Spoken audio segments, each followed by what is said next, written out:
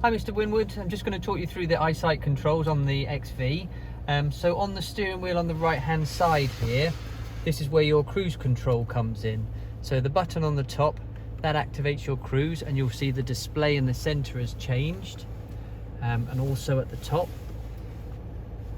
the rocker switch on the right hand side of the steering, when you get to the speed that you want, you just nudge that down and that will set the speed, which will be displayed in the middle there where it says miles per hour. You can adjust that up and down with the button here as well. The white lines in front of the car determine how close you get to the car in front, which is where the Eyesight camera comes in. The button at the top here increases the number of white lines, the one at the bottom decreases, and that determines, as I say, how close to the car in front. The more lines, the bigger the gap. So that's where your cruise control is. When you've finished, you can press the top right and that will switch that system off.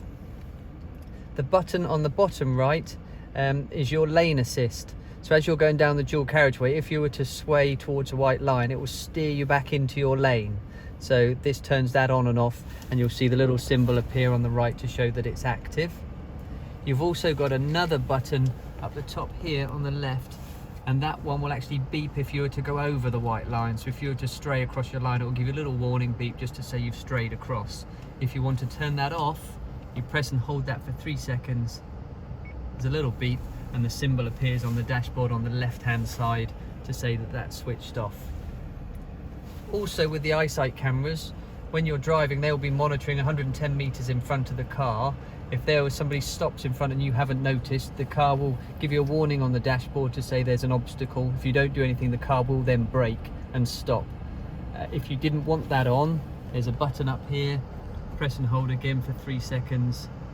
You'll get a beep, and that will be displayed on the dashboard again to show that they're switched off. But it's always advisable to have that left on.